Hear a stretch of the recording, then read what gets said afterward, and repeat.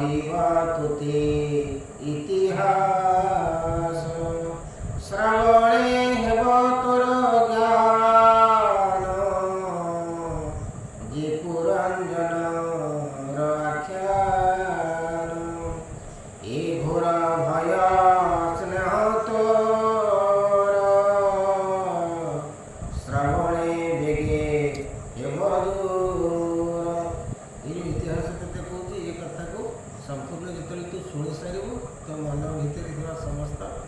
ସଙ୍ଗୀତେ କାମ କ୍ରୋଧ ଲୋଭ ସବୁ ମନକୁ ମନ ଦୂର ହେଇଯିବ।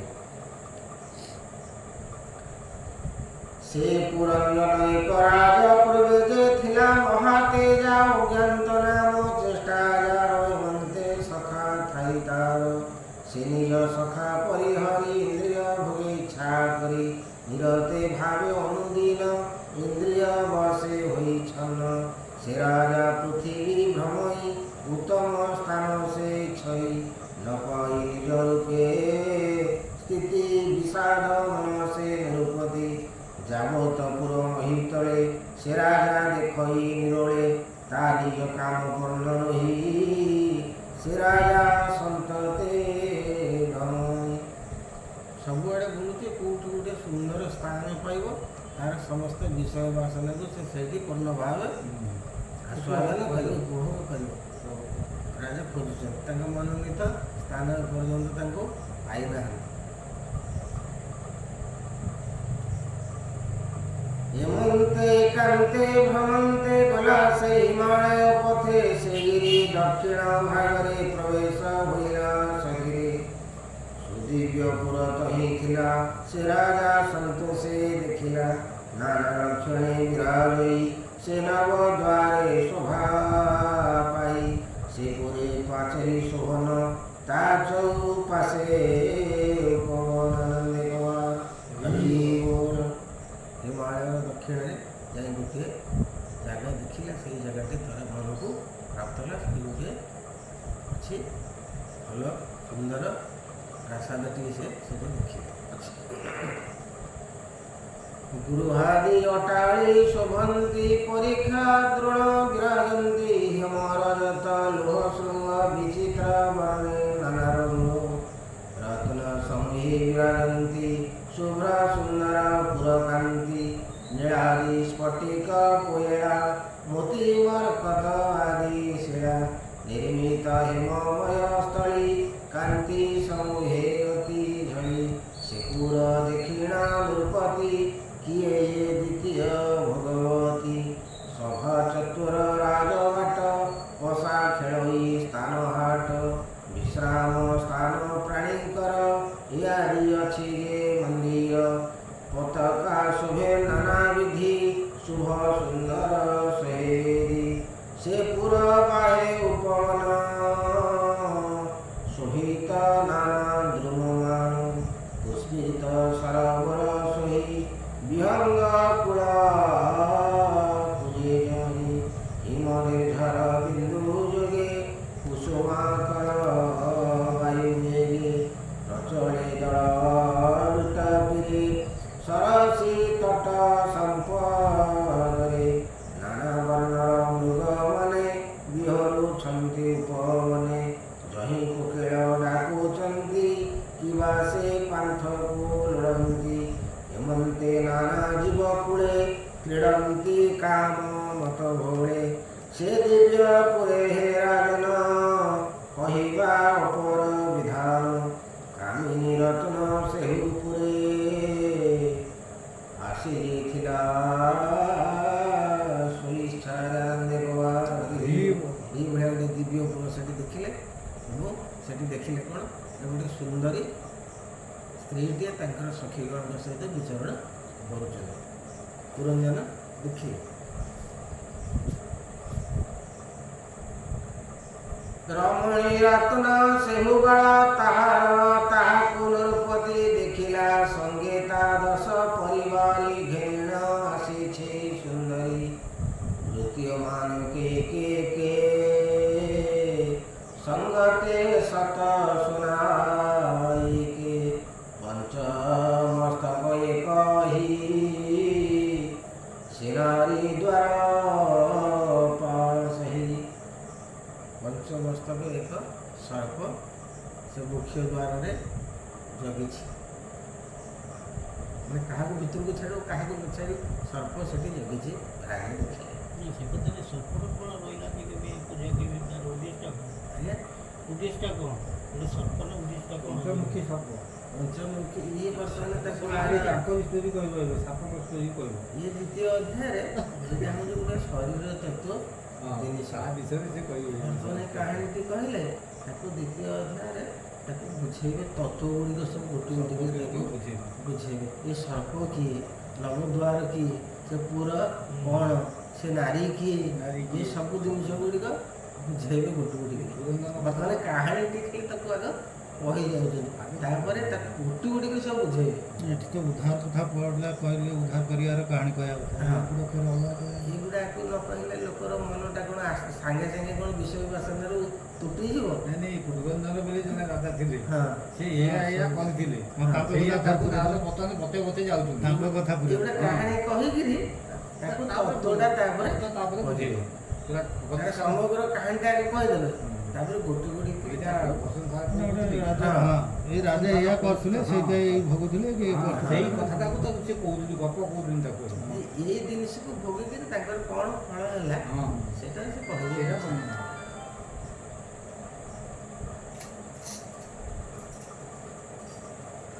ସେ କାମ ରୂପୀ ଦିବ୍ୟ ନାରୀ ବିବାହ ରହିଛି ତାହାରି, ତେଣୁ ସେ ସ୍ୱାମୀ କି ସଂଫଳିତା ଯୋଗ୍ୟ ବଳହୀନ ମିଳେ। ଲାବଣ୍ୟ ସମୂହୀ ତରୁଣୀ କେତା ନିର୍ମାଣିଲା ନ ଜାଣି, ସୁସଞ୍ଚନା ସାଦନ୍ତ ପନ୍ଥୀ ଯେନେ ସୁନ୍ଦର ଗଜମତି। ଇଏ ବି ଖୋଜୁଛନ୍ତି ଯା, ସିଏ ବି ଖୋଜୁଛି, ତାକୁ ଏ ପର୍ଯ୍ୟନ୍ତ ସେ ବିବାହ କରିନି, ତେଣୁ ସିଏ ଗୋଟିଏ ମଧ୍ୟ ତାର ସମକକ୍ଷ, ତାରି ସମାନ ଗୋଟିଏ ସ୍ୱାମୀ ମଧ୍ୟ ସେ ଖୋଜୁଛି। ଅରୁଣ ବିମ୍ବାଧର ରାଜେ ପକୋଡାଳିମ୍ବ ବିଜଗନେ, ଅରୁଣ ପଙ୍କଜ ଲୋଚନ ସୁଧାଂଶୁ ଆନନ ସୋନ, ସୁଚାରୁ ଭ୍ରୁଭଙ୍ଗ ସୁନ୍ଦର ଅତନୁ ଚାପ ପଟାନ୍ତର, ଦଗ୍ଧ ହାଟକ ସୁଖ ଫଳ ଅଳକା ପନ୍ତି ସୁନିରିମଳ। ତା ପ୍ରତି ଲକ୍ଷଣେ ଶୋଭନ ନ ଦେଖି ତିନି ଭୁବନ, ଶ୍ରବଣେ କୁଣ୍ଡଳ ଝଲକେ ତୁଳନା ନାହିଁ ତ୍ରିଲୋକେ। କନକ ମେଖଳା ନିତମ୍ବୀ ଚାରୁ ସୁସଂସର ତାର ନାଭି, ଗମୟୀ ମତ ଗଜଠାଣି ଚରଣେ ନୁପୁର ବାଜେଣି। କର୍ଣ୍ଣାଭିରାମ ସୁମଧୁର ଶ୍ରାବଣେ କାମ ଦର୍ପହର, ରତ୍ନ ସମୂହେ ଝଟକନ୍ତି ପଥେ କି ଦେବତା ଗମନ୍ତି। ସେ ଯେ ଦିବ୍ୟ ନାରୀଟିକି ଦେଖିଲେ ସେ କେତେ ସୁନ୍ଦର, କ'ଣ ତାର ରୂପ ସବୁ ବର୍ଣ୍ଣନା କରୁଥିଲେ। ସେନପ ଯୌବନ ଶୋଭିନୀ ସମବର୍ତ୍ତୁଳ ପୀନ ସ୍ତନେ, ତା ବସ୍ତ୍ର ଅଞ୍ଚଳେ ଢାଙ୍କନ୍ତି ଚଢ଼ଇ ଯେନେ ଗଜପତି। ଅପାଙ୍ଗ ବିଷମ ବିଶିଖ ଭୁରୁ କମଣି ସନ୍ଧିଲାଖ, ରାଜାଙ୍କୁ ସତ୍ୱରେ ବିନ୍ଧିଲା ତକ୍ଷଣେ ନୃପମୋହ ହେଲା। ସେ ବୀର ଲଜ୍ଜା ପାଇ ମନେ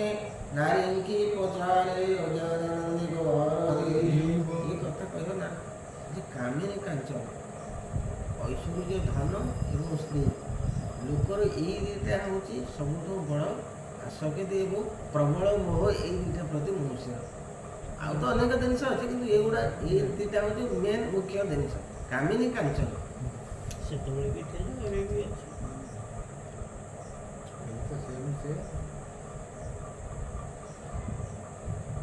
ସେତେବେଳେ ଥିଲା, ସେତେବେଳେ ତାଙ୍କୁ ଲୋକଙ୍କୁ କହିଦେଉଥିଲେ, ତାଙ୍କର ମନ ପରିବର୍ତ୍ତନ କୌଣସି ବାଟରେ, ଅବିକା କେହି ବାଟରେ ଯିବାର ନାହିଁ, ଯେତେ ଯାହାହେଲେ ସେ ବେଶୀ ଆହୁରି ଅବାଟକୁ। ଏଇଟା ହେଉଛି କଥା। ସବୁବେଳେ ସବୁ ଜିନିଷ ଥିଲା, କିନ୍ତୁ ସେଠି ପରିମାଣ ବହୁତ କମ୍ ଥିଲା, ଏବଂ ଯିଏ ବି ଯାଉଥିଲା ତାକୁ ବୁଝେଇ ଦେଉଥିଲେ ଯେ ବୁଝ। ଆମ ବାପା ଆଜା ସମୟରେ କ'ଣ ହେଉଥିଲା, ଗାଁରେ ସବୁଯାକ ନିଷ୍ପତ୍ତି ହେଉଥିଲା, ଯେତେ ଗଣ୍ଡଗୋଳ ହେଉଥିଲା,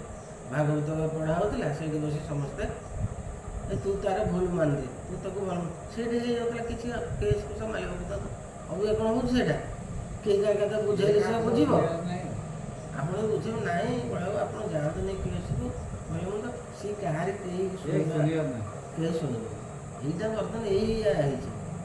ଆମର ଏଇ ପୂର୍ବ ଆମ ବାପାଜାଙ୍କ ଅମଳକୁ ଦେଖନ୍ତୁ, ଆପଣଙ୍କ ଅମଳକୁ ଦେଖନ୍ତୁ,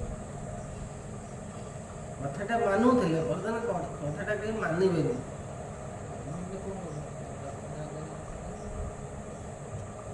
ଭୋ ସଖୀ ନାମ ଗୋତ୍ର ତୋର, କହ କିମର୍ଥେ ବନ ଘୋର, ଭ୍ରମଣ କରୁଛୁ ସୁନ୍ଦରୀ ସୁର ମୁନୀନ୍ଦ୍ର ମନୋଭାର। ରାଜା ପଚାରୁଛନ୍ତି, ଏ ଦିବ୍ୟ ପୁର ଉପବନେ, କହ କି ଅଛି ତୋର ମନେ, কি নাম ধাম কি কারণ বিহরু এঘোর কানন মোকাম শত্রু বিনাশনে সদন তেরি বিপিনে মুনিষে জানি নাই তোতে সগুণ ঘেনি মরহিতে এপুরে করু তু বিহার মুঝে তোহর পরিচার हो सखी तो सखी जन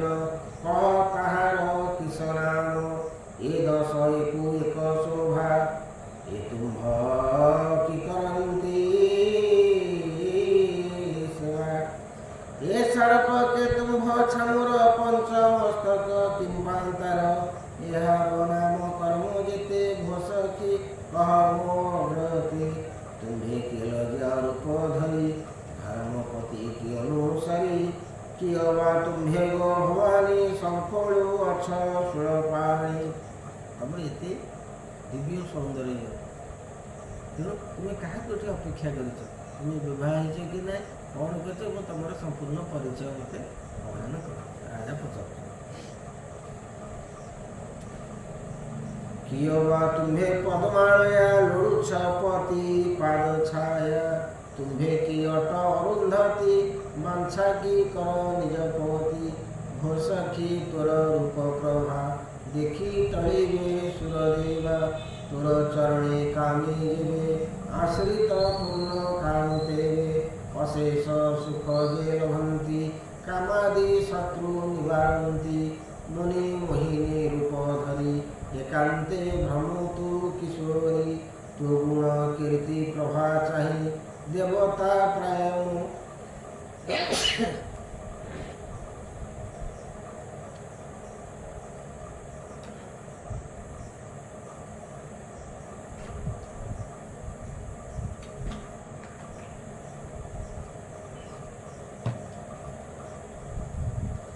तो गुण कृति प्रभा चाहि देवता प्राय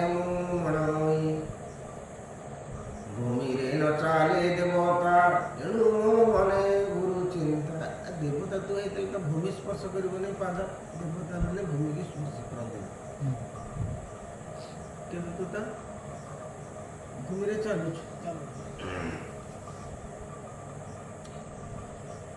तू गुण वर्णि वही केते तो समान नहीं जगते बे विषय मुते घनी पूरे विहर कानी ये तो रहे संगे कौन तोर इच्छा तोर लज्जा भाव स्मित एकामी जनको पीड़ित अनंग सर बाधे मुते मु फेड़ी कही मई तोते तू अनुग्रह मुते कर एकाम अग्नि मो निवार मुंडही से तापे मरुची तू शांति कर गो मृगाखी सखी तो रुचिरन शुभ्र सुंदर सुलोचन अलका कपोड़े झलके टेकिण न चाहूं सड़के कह तू मधुर वचन निश्चय मो गलाटी जीवन तू लज्जा भय न चाहूं तू हो सखी प्राणे तुमारू छु तू हसी सुमधुर भास निश्चय भी तोर दास अनेक विनय वचन सेनारी बसे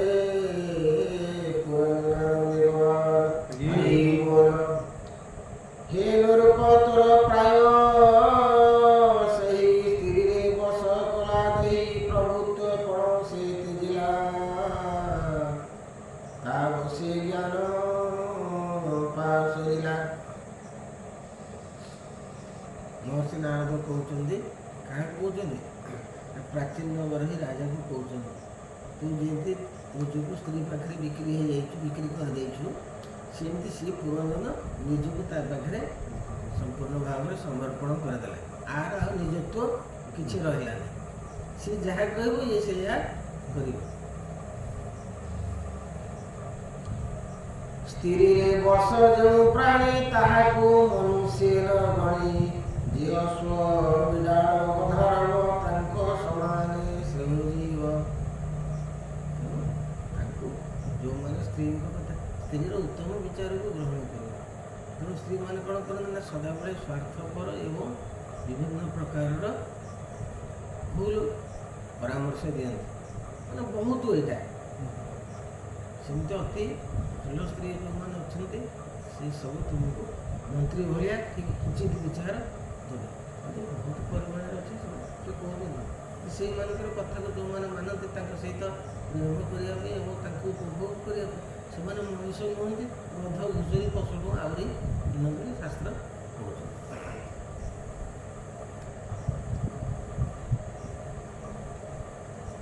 ସ୍ତ୍ରୀ ସମସ୍ତ ଯେତେ ପ୍ରାଣୀ ଭୁଲ ରୂପ ମନେ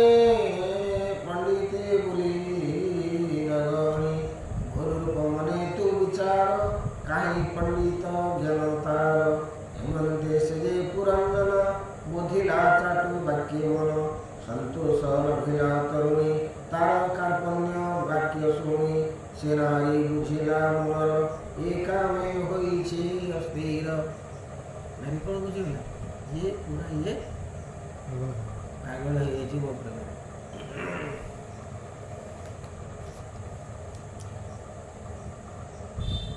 वही ललित सुवचन सुन हे वीरा पुरंजन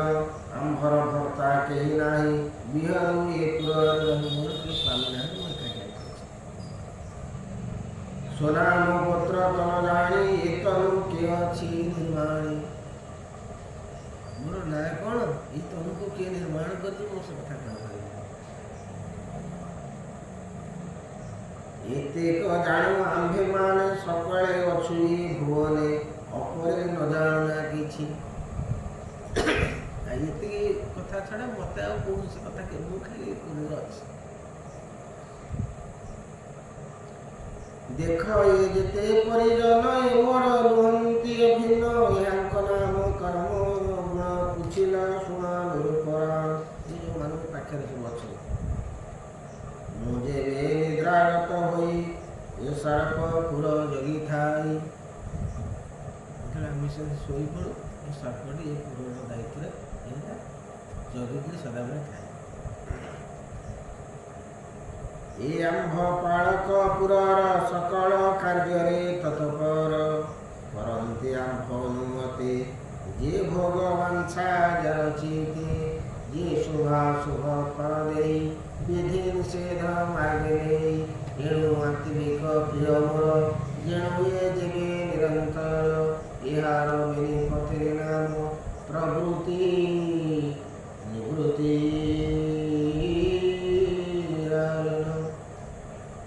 बोले अहिर दी जन अच्छा पत्नी गोटे नाम हूँ प्रवृत्ति आ गोटे नाम हूँ ये सब शरीर तत्व जिनिस पछरे कहले बुझे आगे कहानीटा कहले बुझे ठीक हेनी तेणु आगे कहानीटा कहले राजा सब शुणिले कहानीटा बोधगम्य है से तत्व बुझे प्रवृत्ति पत्नी नाम जार से प्रवृत्ति मार्ग निवृत्ति नाम से युवती से धर्म मार्गे सेवे पति प्रवृत्ति सदा भोग विलास को इच्छा करे निवृत्ति पत्नी सदा धर्म पति को धर्म पथरे चले सेवेनी नारी कुमार के साधु किंवा दुराचार ये जेते प्रवृत्ति नंदन जे काम क्रोध अभिमान प्रवृत्तिर पुत्र मान काम क्रोध हिंसा अभिमान अज्ञान लोभ मोह हिंसा विवाद तर्क मिथ्याभाषा अपरे कहिलई केते यादे पुत्र अच्छी जेते जेते प्रकार सब कराम दुर्गुण गुड़िक आदि सब होती संतान सहित प्रवृत्तिर ये सर्वे धर्मरि विवादी पितृ सेवंती निरवधि अधर्म मार्गे निरंतर शिवाजी करंती प्रियर जे काम हुए तुम इच्छा से देई पुराइबे सब भूल बाटरे एमानकर समस्त कार्य भूल बाटरे एमानकर गति एवं पिता माता से भूल बाटरे एमाने परिचालित करती एवं भूल जिनिस को सब संग्रह कर आनी बदले दाखल कर एणु ए तुम्भ संगे थिबे सेवादि कर्म रे तुसीबे तुम यदि चाहिए तुम्हें प्रवृत्ति सहित संगा हो ताले एई माने तुम सब सेवा करिवे ଏହାକୁ ଖେଳେ ନ ଛାଡ଼ିବ ଆମ୍ଭରେ ଯେବେ ଦୟା ଥିବ। ଏ ଯେତେ ନିବୃତ୍ତି ନନ୍ଦନ ଦୟା ବିବେକ ଧର୍ମ ଜ୍ଞାନ। ଯଦି ତୁମେ ନିବୃତ୍ତି କି ଆଶ୍ରୟ କରିବ ତାହେଲେ ତାର ସନ୍ତାନ ସନ୍ତତି ମାନେ ସବୁ ହେଲେ क्षमा संतोष धीर शांति ये अनुक्रमे जितेछन्ति अधर्म मार्गे दारुण इच्छन्ति पितार मरण ये निश्चय मारी निज तात रखिबे पितृर पितांत एणु यांकु प्रति जीव भोगादि वांछा जेबे थीव ये दुष्ट धर्म नाशन्ति भोगादि सुख न देखन्ति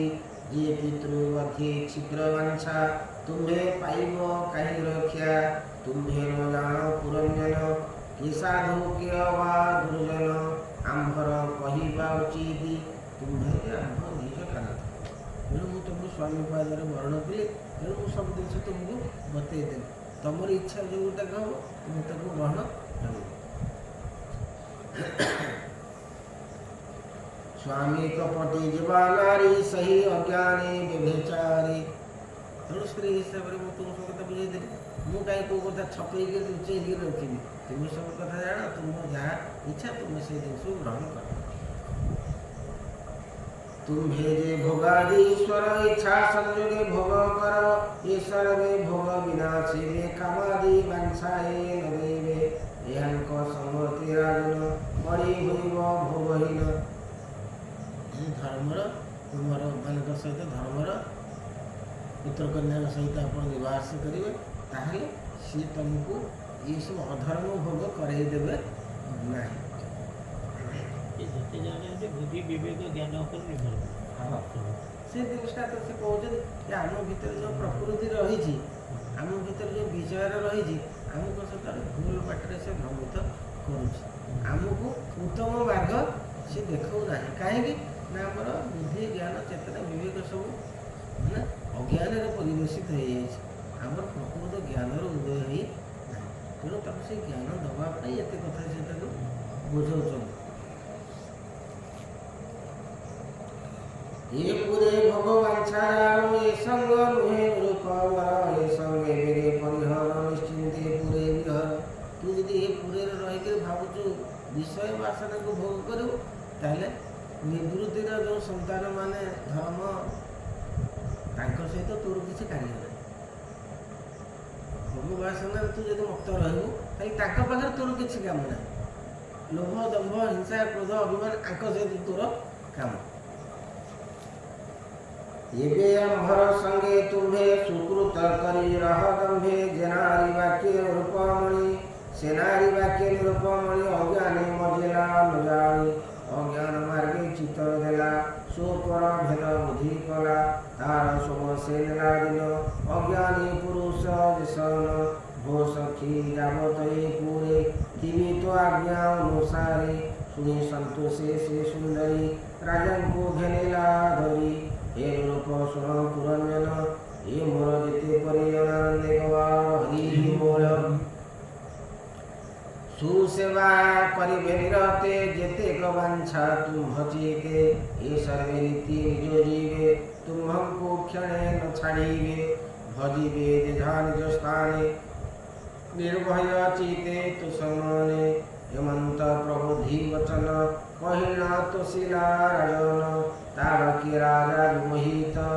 बंदूक प्रतिमा जमंत तावशेष वे चाटुवाणी भूखा मनुष्य मन काम प्रकृति जाता हम सी कौन कथा को श्रवण कर जमीती हो ताकू प्राप्त होगा सब प्रकार प्रचेषा से जारी रखिए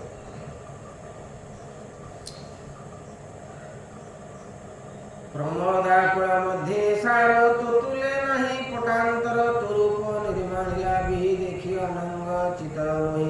तू काम शत्रु विनाशने अयलुए मृत्यु मर्त्य भुवने मोहर तुले कामी जेते निष्ठार हेबे जगते भो स्त्री रत्न सीमंतिनी कि तुम्भ प्रियर जननी कह तांक नाम गुण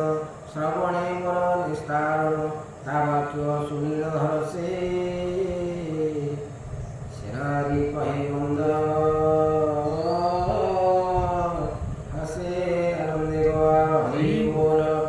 ଶୁଣ ହେ ଦେବ ପୁରଞ୍ଜନ କହିବା ପୂର୍ବର ବିଧାନ ଆମ୍ଭର କିମ୍ବା ତାତମାତ ରାଣୀ ଜନ୍ମର ଚରିତ ତୁମ୍ଭ ଆମ୍ଭର ଦେହଧାରୀ ସଚରାଚର ଆଦି କରି ଏ ପଞ୍ଚଭୂତ ଦେହ ଯେତେ କିଏ ଜାଣିପାରେ ତା ତୁରନ୍ତେ ଯେସନେ ତୁମ୍ଭେ ନିରୁପରାଣ ଜାଣ ଜନ୍ମାଦି କାରଣ ହରି ବୋଲ ଆମ୍ଭର ଏଣେ ନାହିଁ ଜ୍ଞାନ ବିବେକ ବୁଝ ହେ ରାଜନ ତୁମ୍ଭେ କି ନ ଜାଣ ତୁମ୍ଭଙ୍କୁ ଏ ଭେଦ ପଚାର ଆମ୍ଭଙ୍କୁ ତୁମେ ନିଜକୁ ଏପର୍ଯ୍ୟନ୍ତ ଯେତେବେଳେ ଚିହ୍ନି ପାରିଲନି ଆଉ ମୋତେ କ'ଣ ପ୍ରଶ୍ନ କରୁଛ କ'ଣ କର ତୁମେ ତ ନିଜକୁ ନିଜର ପରିଚୟ ପାଇଲ ନା ତୁମେ ଖାଲି ଜାଣିଛ ମୁଁ ଜଣେ ରାଜା ଏତିକି ତୁମ କତେ ପରିଚୟ ଅଛି ତୁମ୍ଭେ କି ନ ଜାଣ ତୁମ୍ଭଙ୍କୁ ଏ ଭେଦ ପଚାର ଆମ୍ଭଙ୍କୁ ଏ କହିଲା ତମ ବିନିୟଂସ ପ୍ରକୃତି ଭେଦେ ବହୁ ଦୃଶ୍ୟ ଆପଣ ଯିଏ ମୁଁ ସେ ମୁଁ ଜଗତର କାର୍ଯ୍ୟ ପାଇଁ ଗୋଟିଏ ସ୍ତ୍ରୀ ହେଇଛି ଆପଣ ଗୋଟିଏ ପୁରୁଷ ହେଇଛନ୍ତି କିନ୍ତୁ ଆମର ତତ୍ତ୍ୱ ହେଉଛି ଗୋଟିଏ ତତ୍ତ୍ୱ ଆତ୍ମା ସ୍ତ୍ରୀ ବା ପୁରୁଷ ନଥାଏ କେବଳ ଆମେ ସଂସାରକୁ ଯେତେବେଳେ ଆସେ ସଂସାରର କାର୍ଯ୍ୟକୁ ସମାପ୍ତ କରିବା ପାଇଁ ସମ୍ପାଦନ କରିବା ପାଇଁ ପ୍ରକୃତି ପୁରୁଷ ବା ସ୍ତ୍ରୀ ପୁରୁଷ ଏବଂ ସ୍ତ୍ରୀ ଆମେ ହେଇକିରି ଆସୁ ଈଶ୍ୱର ସ୍ୱଇଚ୍ଛା ବିହନେ ପ୍ରକୃତି ଭେଦ ସୃଷ୍ଟି करे ଘେନେ କେ ଜାଣେ ତଦନ୍ତ ଏ ମାୟା ଜଣେ ମୋହିତ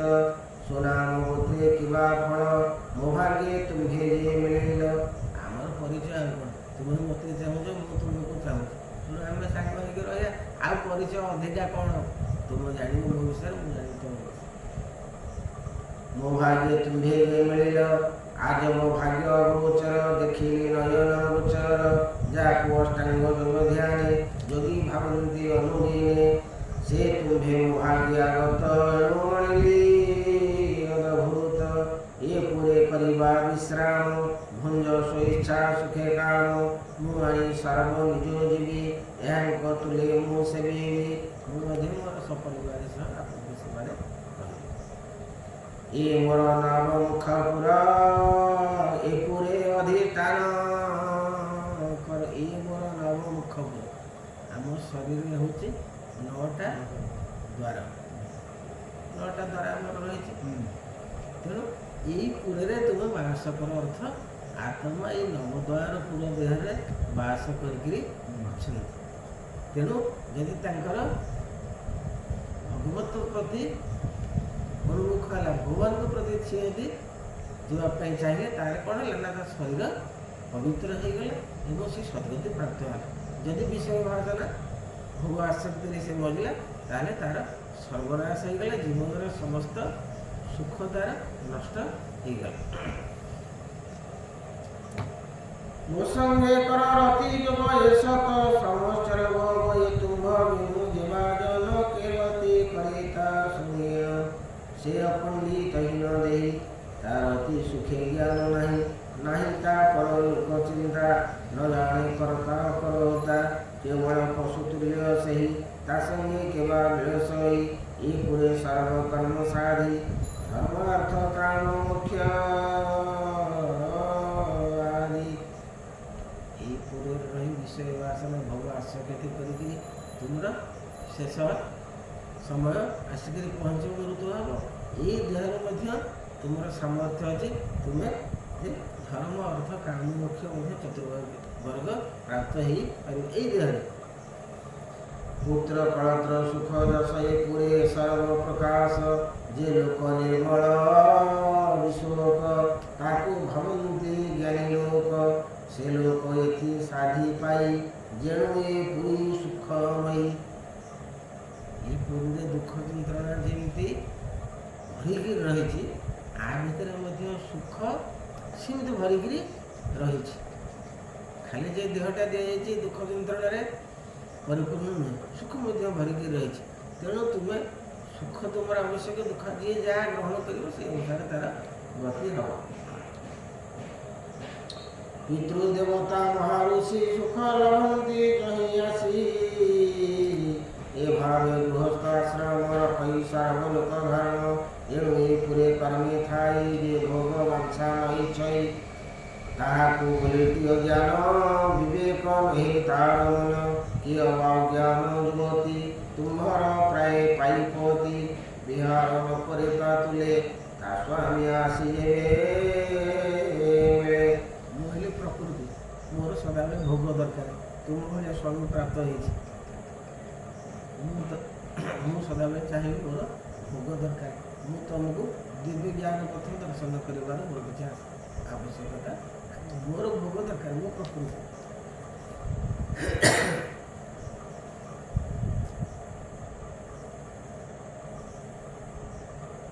ବ୍ୟର୍ଥ ସେ ନାରୀର ଜୀବନ ନ କଲା ଭୋଜେ ଆଲିଙ୍ଗନ ସ୍ୱଚ୍ଛାରେ ଆସି ଯେବେ ମିଳେ ବରଣ ନ କରେ ସେ ଭଲେ ଧିକ ସେ ନାରୀର ଜୀବନ ତାଙ୍କ ବିଶ୍ୱାସ ଧର୍ମହୀନ ଯେ ସୁଖ ଭୋଗ ନ ଇଚ୍ଛିବ ସେ ବ୍ୟର୍ଥ ଜୀବନେ ବଞ୍ଚିବ ତୁମ୍ଭେ ଯେ ବଡ଼ ଭାଗ୍ୟବନ୍ତ ଦିନ ଉଦାହରଣ ସମର୍ଥ ଏବେ ଯେ ତୁମ୍ଭେ ଦୟା କରି ଅଇଲ ମୂର୍ଖ ଧରି ଯିବେ ସୁଦୟା ମତେ ହେବ ସତୀ ବରଷ ଏଥି ଥିବ ଏମନ୍ତେ ତାବାକି ରାଜନ ସେ ନାରୀ ବସେ ପୁରଞ୍ଜନ ସେ ପୁରୀ କଲେକ ବସତି ସତୀ ବରଷ ରଙ୍ଗେ ହରି ବୋଲ ଗାୟକ ମାନ ଯେ ଗାବନ୍ତି ସେବେନି ବିହାର କରନ୍ତି ସେ ସଖୀ ମାନଙ୍କୁ ଘୃଣ ସରସୀ ଜଳରେ ପଶିଣ ନିଦାଗ କାଳେ ସେ କ୍ରୀଡ଼ନ୍ତି ସେ ପୁର କେବେ ନ ଛାଡ଼ନ୍ତି ଏବେ ସେ ପୁର ଦ୍ୱାରମାନ କହିବା ଯେଦିଗେ ଜୀବନ ଊର୍ଦ୍ଧ୍ୱେ ଶପଥ ଦ୍ୱାର ତାର ଧୋଭାଇବେନି ଊର୍ଦ୍ଧ୍ୱେ ଶପଥ ଦ୍ୱାର ତାର ବୁଝିପାରୁଛନ୍ତି କ'ଣ କହିଲେ ଊର୍ଦ୍ଧ୍ୱେ ଶପଥ ଦ୍ୱାର କହିଲେ ଆମର ଏଇଠି ରହିଲା କ'ଣ ମୂତ୍ର ଦ୍ୱାର ମଳ ଦ୍ୱାର ସେଇଟା ନିମ୍ନ ଭାଗ ଅଧ ଦେଶରେ ଅବସ୍ଥିତ ତଳେ ସଭା ତଳେ ତା ତଳକୁ ଆଉ କୌଣସି ଦ୍ୱାର ନାହିଁ ତେଣୁ ଆଡ଼କୁ ଆଉ 7ଟା ଦ୍ୱାର ଆମର ରହିଲା ଏଇଟା 7ଟା ଦ୍ୱାର ରହିଲା ସେଇଟା ଊର୍ଦ୍ଧ୍ୱେ ଶପଥ ଦ୍ୱାର ତାର ତା ଭାଗ୍ୟ ବେନି ଦ୍ୱାର ଏ ଦ୍ୱାର ମାନ କେ ରୂପତି ବିଧା ବିଷୟ ଆସନ୍ତି ଏ ପୁରେ ଈଶ୍ୱରଟି ଏହି ତାହାକୁ ଜାଣନ୍ତି କେହି ତେଣୁ ଇଏ ପୁରରେ ପ୍ରକୃତ ମାଲିକ କିଏ ଆର ପ୍ରକୃତ ଏ ଶରୀରର କିଏ କର୍ତ୍ତା ଆକୁ ଜୀବ ବୁଝେ ନା ଖାଲି ତାର ଯେତିକି ସମୟ ରହିଛି ଖାଲି ଭୋଗ ବାସନାରେ ତାର ସମସ୍ତ ସମୟକୁ ଅତିବାହିତ କରାଯାଏ ଏ ପୁରେ ଈଶ୍ୱରଟି ଏହି ତାହାକୁ ନ ଜାଣନ୍ତି କେହି ଉପର ସପ୍ତ ଦ୍ୱାର ଶୁଣ ଯେ ରୂପେ ହୋଇଛି ନିର୍ମାଣ ଯେ ପୂର୍ବେ ତହିଁ ପଞ୍ଚଦ୍ୱାର ଅଗ୍ରେ କହିବା ନାମ ତାର ଖଦ୍ୟତା ବିମୁଖୀ ଦୁଇ ଯେ ଦ୍ୱାରେ ରୂପ ସମ୍ପାଦୟୀ ଆଗ ନେତ୍ର କଥା କହିଲେ ନେତ୍ରର କାର୍ଯ୍ୟ କ'ଣ ଏ ଦୁଇଟାର ନା ସମସ୍ତ ରୂପକୁ ଦର୍ଶନ କରିବ ରୂପ ଦେଖିଲେ ଆମ ମନରେ ଗୋଟେ ଆସକ୍ତି ବା ଆକର୍ଷଣ ଜାତ ଏଇଟା ଗୋଟେ ଭଲ ସୁନ୍ଦର ହେଇଛି ଏଇଟାକୁ ମୁଁ ନେବି ନାଇଁ ଏଇଟା ଆଖି ଦ୍ୱାରା ଆମେ ଦର୍ଶନ କରୁଛୁ ସେ ଦୁଇଟା ଯାକ ଆଖିର ନାଁ ହେଉଛି ଖଦ୍ୟତା ଆବିର୍ମୁଖୀ ଦର୍ଶନ ଯାହା କ'ଣ ଯେ ନଳିନୀ ନାଳିନୀ ଯେ ଦ୍ୱାର ଏ ପୂର୍ବ ଭାଗ ଅଛି ତାର ଏ ଦ୍ୱାର ଅବଧୂତ ସଖା ସୁଗନ୍ଧ ଥାଇକା ତା ତଳେ ରହିଲେ କ'ଣ ନାଶ ଦ୍ୱାର ଦୁଇଟା ଯାକ ନାସିକା ରହିଛି ଇଏ ସୁଗନ୍ଧ ଦୁର୍ଗନ୍ଧ ବାରିପାରେ ଦୁର୍ଗନ୍ଧକୁ କେବେ ଗ୍ରହଣ କରିବନି ସଦାବେଳେ ସୁଗନ୍ଧ ପ୍ରାପ୍ତ ହେଲେ ସେ ତା ମନ ଭିତରେ ଆନନ୍ଦ ହେବ ମୁଖ୍ୟା ନାମ ଏକ ଦ୍ୱାର ଉଭୟ କର୍ମ ସାଧ୍ୟ କର ତା ତଳକୁ ଗୋଟିଏ ମାତ୍ର ଦ୍ୱାର ଅଛି ତା ଦେହରେ ଡବଲ କାମ ହୁଏ ପାଟିରେ ଡବଲ କାମ ହୁଏ କ'ଣ ଡବଲ କାମ ହୁଏ କହୁଛନ୍ତି ବିବିଧ ସ୍ୱାଦ ବଚନ ଏ ଦ୍ୱାରେ ଘେନି ପୁରଞ୍ଜନ ଖାଦ୍ୟ ଖାଇବ ଏବଂ ଯାହା କଥାବାର୍ତ୍ତା ବାକ୍ୟ ବିନିମୟ ପାଟିରେ କରିବ ତେଣୁ ଇଏ ଦ୍ୱାର ହେଉଛି ଦୁଇଟା କାମ रस आस्वाद वाक्य दुई बिने द्वारे से घनई देव पितृ हुई नामे बिने द्वार दक्ष वाम से द्वार विषय राजन शब्दादि करे संपादन दी पाखे दुईटा कान ये समस्त शब्द को ग्रहण ମାରେ। କେତେ ସୁନ୍ଦର ଭାବରେ ଏ ଶରୀରକୁ ଯେ ନିର୍ମାଣ କରିଛି, ଯୋଉଠି ଯାହା ଦୁଇଟା ତ ପାଟି ହେଇଥାନ୍ତା, ଗୋଟାଏ ପାଟି କାହିଁ ହେଲା? ନାକ ଦୁଇଟା ଦରକାର, ଆଖି ଦୁଇଟା ଦରକାର, ହାତ ଦୁଇଟା ଦରକାର, ପାଟି ତ ଦୁଇଟା କରିଥାନ୍ତା, ଗୋଟେ ଆଗରେ କରିଥାନ୍ତା, ଗୋଟେ ପଛରେ କରିଥାନ୍ତା। ସେଇ କଥାଟା ଯିଏ ତାକୁ ନିର୍ମାଣ କରିଛି ଶରୀରକୁ, ହଁ, ମୁଣ୍ଡ ଖରାପ ହେଇଯିବ। ଯୋଉଠି ଆପଣଙ୍କର ଯାହା ଦରକାର ସେଇଠି ତାକୁ ଠିକ ଖପାଇଛି।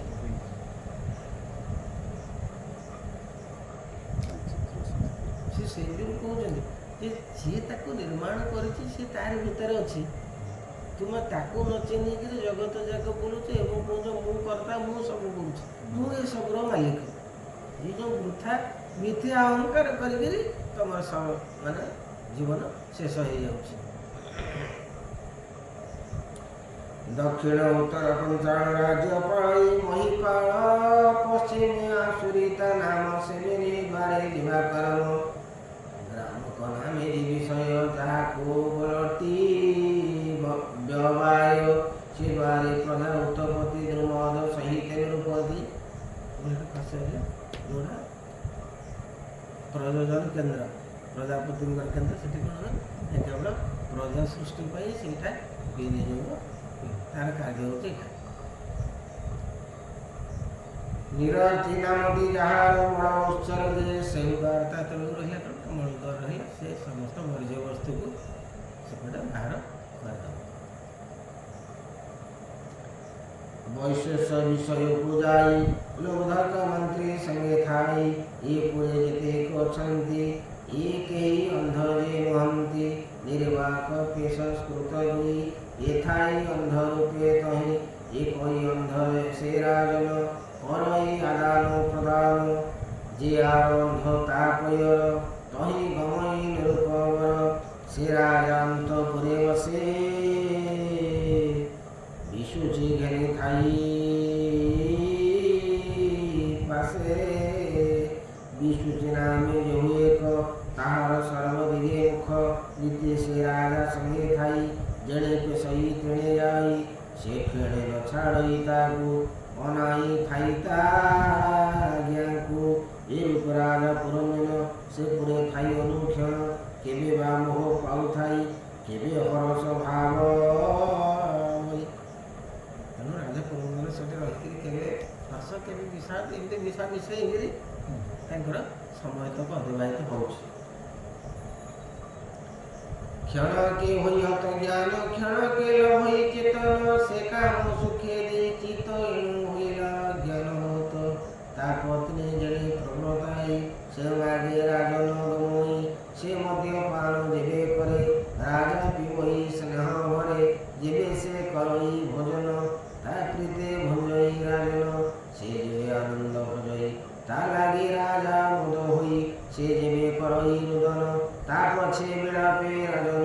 से गीत गानते सुंदरी राजन गाये अनुसरी आनंदे हसे जेबे रानी ता भावे हसे निरूपमणि वचन कहते रमणी से भावे कहे निरूपमणि से जेबे व्यग्रगते जाई से भावे राजन गमई ता पत्नी करन्ते आसन तेबे से करई शयन एमन्ते से नारी राजाकु सो बसे रखिला ताहाकु ता बिना ज्ञारे राजन न करे अन्य कर्म मान ता बसे होइला तो राजार जन्म हेला व्यर्थानंदे गवा। ଆଉ ଗୋଟେ ଆମର ପଢ଼ିବା ଆଗକୁ ପୂର୍ବ ବୈଶିକ ଉପାଖ୍ୟାନ ପଡ଼ିବ ଯେଉଁ ଭଳିଆ ସେ ସେମିତି ଉର୍ବୈଶିକ ସ୍ୱର୍ଗର ଅପ୍ସଲିଙ୍ଗେ ସେ ବିବାହ କର ଉର୍ବୈଶିକ ଏତେ ରହିଲେ ଯେ ଯେତେବେଳେ ବୁଢ଼ା ହେଇଗଲେ ନିଜର ପୁତ୍ରକୁ ମାଗିଲେ ତାର ଆୟୁଷ। ତାଙ୍କର 4 ପୁତ୍ର ଥିଲେ, କୌଣସି ପୁତ୍ର ରାଜି ହେଲେ ହେଲେ ଆମେ କାହିଁ ବୁଢ଼ା ରୂପ ନେଇକରି ତୁମକୁ ଯୁବକ ରୂପ ଦେବୁ, କିନ୍ତୁ ତାଙ୍କର ଗୋଟିଏ ପୁତ୍ର କହିଲା ନା ମୁଁ ପିତାଙ୍କଠୁ ଜନ୍ମ ହେଇଛି ଯେତେବେଳେ ପିତାଙ୍କର ଯାହା ଇଚ୍ଛା ମୋର ସେଇଟା, ତେଣୁ ଗୋଟିଏ ପୁତ୍ର ସେଇ ପୁତ୍ରକୁ ସେ ରାଜା କରିଥିଲେ। ପୁଣି ସନ୍ନ୍ୟାସ ହୋଇ ରାଜା କହିଲେ ସେଟା ବଡ଼ ସାନ ମୋ ଆଗକୁ ଯିଏ ପାଳନ କରିଛି ମୁଁ ତାକୁ ହିଁ ରାଜ୍ୟରେ ରାଜା କରିବି। ସେଇ କଥା ନା ସେ କହିବା କଥା ତୁମେ ଯେତେ ଉପଭୋଗ କରିବ, ଉପଭୋଗଟା ହେଉଛି ଗୋଟେ ଅଗ୍ନି ସ୍ୱରୂପ। ଅଗ୍ନିରେ ଯେତେ କାଠ ପକା, ପାହାଡ଼ ପର୍ବତ ପମାଣେ ସେ ସବୁ ଜାଳି ପଡ଼ି ବସିବ। ସେମିତି ମନୁଷ୍ୟର ବିଷୟ ଯେତେ ସେ ଭୋଗ କରୁଥିବ ତାର କେବେ ପୂର୍ଣ୍ଣ ହେବନି, କି ସେ କେବେ କହିବନି ମୁଁ ଶାନ୍ତି ହେଇଗଲି, ମୋର ସମ୍ପୂର୍ଣ୍ଣ ପୂର୍ଣ୍ଣ ହେଇଗଲା। ସିଏ ସଦାବେଳେ ଆଶା ଆହୁରି ଆଗକୁ ଆଗକୁ ତୁମକୁ ଟାଣି ଟାଣିକା ନେଉଥିବ।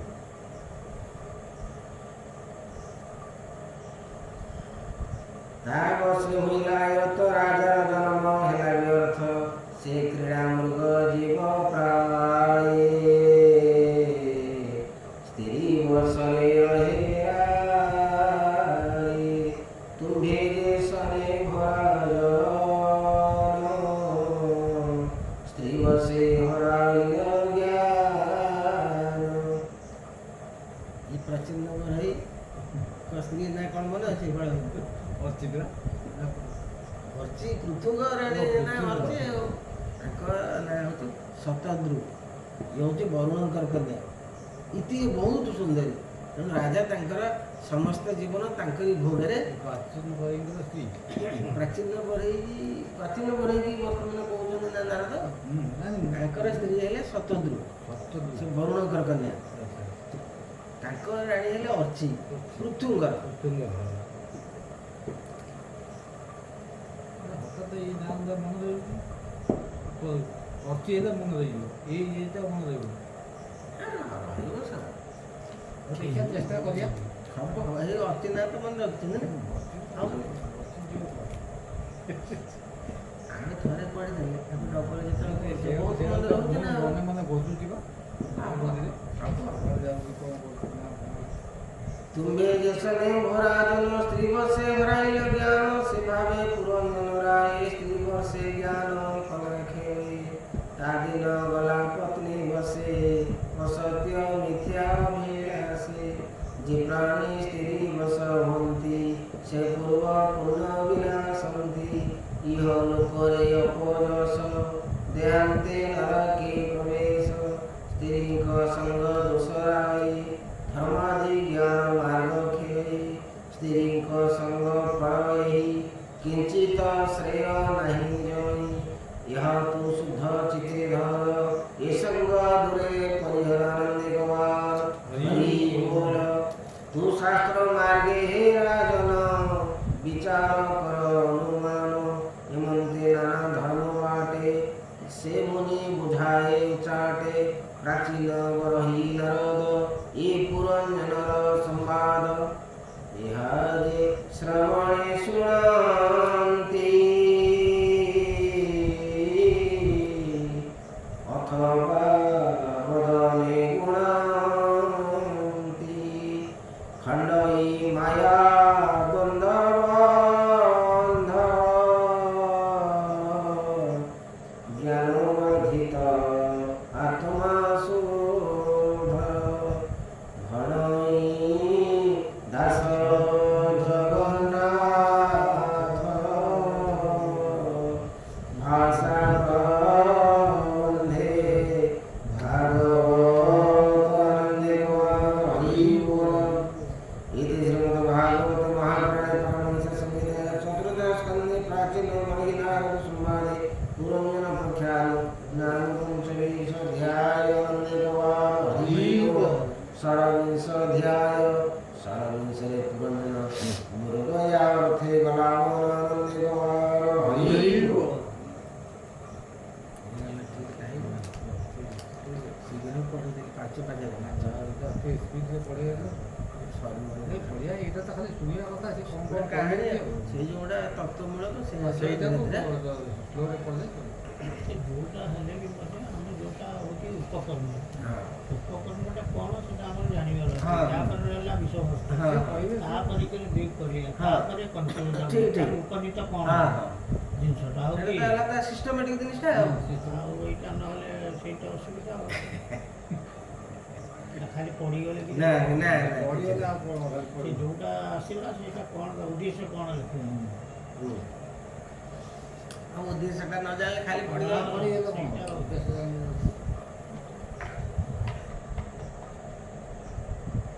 କରିବା। ହରେ